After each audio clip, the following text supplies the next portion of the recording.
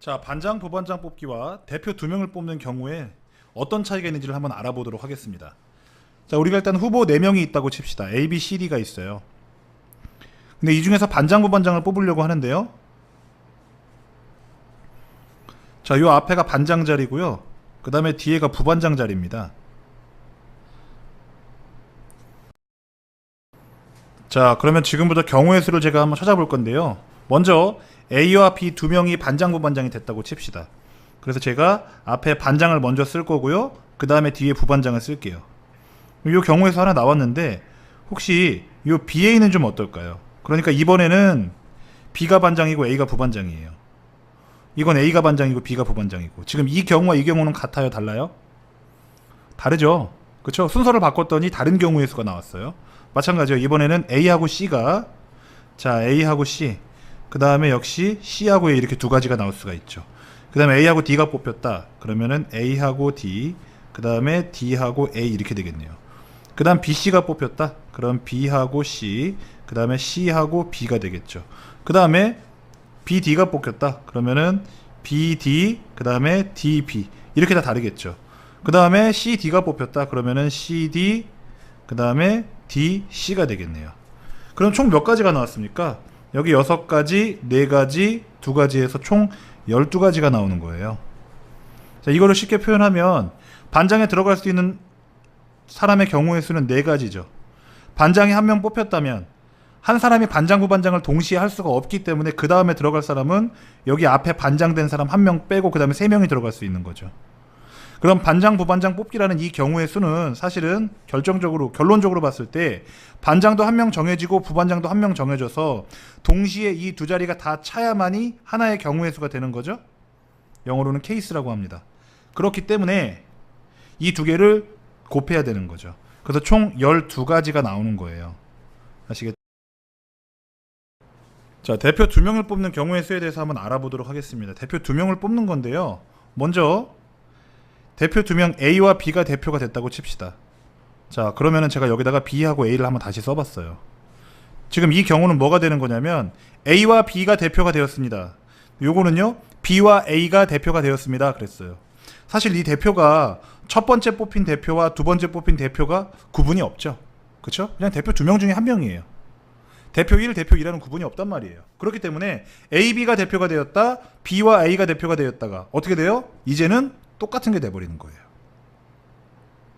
그러면 구분이 없을 때 2가지였던 게 1가지로 바뀌는 거죠. 2가지가 1가지로 바뀌는 거죠. 근데 얘만 그런 게 아니잖아요. 자, AC하고 CA도 아까는 다른 거였는데 이제는 같아졌죠. 그럼 얘도 2가지가 아니라 1가지로 되는 거거든요. 그러면 모든 2가지가 다 1가지로 바뀌는 거죠. 즉 나누기 2가 되는 거예요. 아시겠죠? 그렇기 때문에 구분이 없다고 생각했을 때 4 곱하기 3을 했죠. 그런데 이 케이스에서 2가지가 다 1가지로 바뀌었기 때문에 나누기 2를 해줘야 돼서 2를 나눠주는 거예요.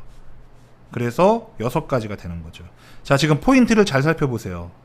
지금 포인트는 뭐냐면 왜 2를 나눴죠? 이거예요. 굉장히 단순해요. 2가지가 1가지로 변했기 때문에 2로 나눈 거예요. 만약에 해보니까 3가지가 1가지로 바뀌었다. 그럼 나누기 3 되는 거예요. 6가지가 1가지로 바뀌었다. 그럼 나누기 6 되는 거고요. 아시겠죠? 그때그때마다 상황이 다르니까 한 가지 공식으로 외우려고 하시지 말고 우리가 왜 나누는 거죠? 2가지가 1가지로 바뀌었어요. 3가지가 1가지로 바뀌었어요. 이런 상황이 되면 그때 나눠주는 겁니다. 아시겠죠? 자, A, B, C, D 5명 중에서 학급 위원을 뽑는 거예요. 자, 그러면은 회장, 부회장이니까요. 여기 앞에 게 회장, 그 다음에 부회장이라고 칩시다. 그러면 이제 여기 A 들어가고 B 들어가는 거랑 B 들어가는 거랑 A 들어가는 거랑 얘랑 어때요? 같지 않죠? 왜냐하면 회장하고 부회장이니까요. 직책이 다르잖아요. 이 두 자리가 구분이 되잖아요. 그쵸? 다른 거죠. 그래서 그냥 써주면 됩니다. 여기 들어갈 수 있는 사람 5명, 그 다음에 4명 곱해주면 20가지가 되겠죠. 자, 그 다음 두 번째. 이번에는 대표 2명이래요. 대표 2명. 대표 2명이면은요, 이 자리하고 이 자리가 구분이 있어요? 없어요? 없죠. 그러면은 구분이 있다고 쳤을 때 5 곱하기 4인데, 그쵸? 근데 이렇게 해놓으면 모든 2가지가 다 1가지로 바뀌죠.